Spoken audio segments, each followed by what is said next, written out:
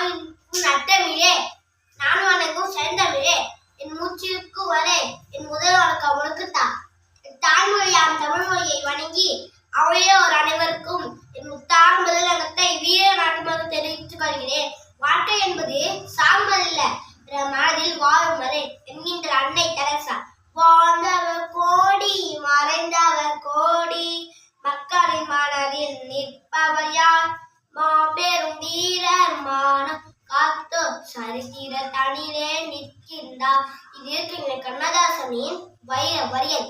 ஆம், அழிப்பட்ட இந்தியாவை மீட்டிருக்க வெள்ளையிடம் அடிபட்டு உதைபட்டு வதைபட்டு மிதிபட்டு கல்லுழைத்து செக்கிழித்து சிறையிலேயே சித்திராடிபட்டு தன் குடும்பத்தை இழந்து ரத்தம் சிந்தி உயிர்த்தியாகம் செய்தோம் எத்தனை பேர் மனிதன் மனிதன் எவர்தான் மனிதன் வாழும்போது செத்து பிழைப்பான் மனிதனா வாழ்ந்த பின்னும் பேரை நாட்டி நிலைப்பவன் மனிதனா பிறருக்காக கண்ணீரும் பிறருக்காக சண்ணீரும் சிந்தும் மனிதன் எவனோ அவனே மனிதன் மனிதன் மனிதன்.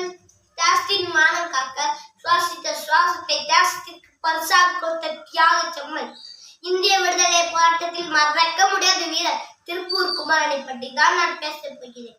ஈரோடு மாவட்டத்தில் சென்னிமலையில் உள்ள மேலப்பாளையம் வெளியிடத்தில் 1904 அக்டோபர் 4 மரப்பினர் தான். இவரின் தந்தையார் பெயர் நாச்சிமுத்து, தாயார் பெயர் கருப்பாயி, இவருடைய பெயர் குமாரசாமி. தன் குடும்பம் சூழ்நிலை காரணமாக சென்னிமலையில் ஆரம்ப கல்வியோடு படிப்பை முடித்துக் கொண்டார். தனது 19 வயதில் 16 வயது ராமாயை நடந்து கொண்டார். காந்தியடிகளின் கொள்கையில் இவர் அதிக ஈடுபாடு கொண்டவர்.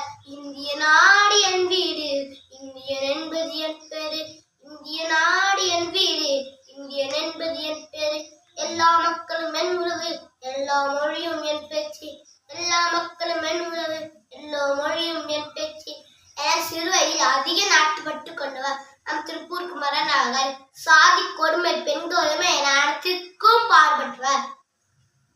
அடுத்த ஒவ்வொரு மானம் காக்க ஆடை கொடுக்கும் திருப்பூர் நகர் 1932 ஜனவரி 10 நடைபெற்ற விடுதலை போராட்டத்தில் கையில் தேசிய கொடியினர் குமரன் வந்தே மாதம் வீர கோஷம் விட்டு வரியல் போராட்டத்தில் கலந்து கொண்டார். தாய்மணிக்கோடு சொல்லுகிறேன், தாயங்காத்திர தன்னல் பத்து சொல்லுகிறேன்.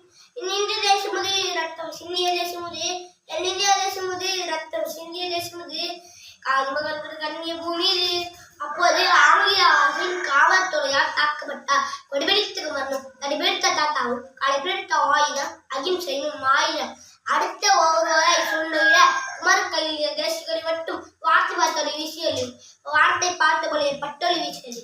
காவல்துறையால் தாக்கப்பட்டு மண்டை பிளந்து ரத்தம் கொட்டிய போது வந்தே மாதிரம் வளர்த்து கொண்டிருந்த கொடியை பிடித்துக் கொண்டிருந்த வேலும் உயிரை தந்திருந்த இடத்துல மட்டுமே ஓரல் கொட்டின உயிர் தனது உயிர் பிரியும் போதும் வந்தே மாதிரம் வீர கோஷமிச்சு என்று கீழே சார்ந்தாக்குவர்.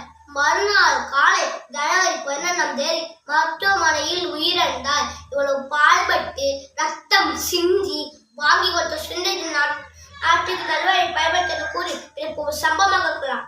ஆனால் இப்போ சாதனைகள் கொண்டு ஏபிஜே அப்துல் கலாம் கூறியபடி நிறைவுபடுத்தி பிறந்த நாள் சிறந்தவாறு பெருமை தந்த வாய்ப்புக்கு நன்றி கூறி எழுப்புகிறேன். நான் என்ன செய்தது நமக்கு கேள்வி கேட்பது எதற்கு? நீ என்ன செய்ய அதற்கு நினைத்தால் நன்மை உனக்கு. நன்றி, வணக்கம், ஜெய் ஹிந்த்.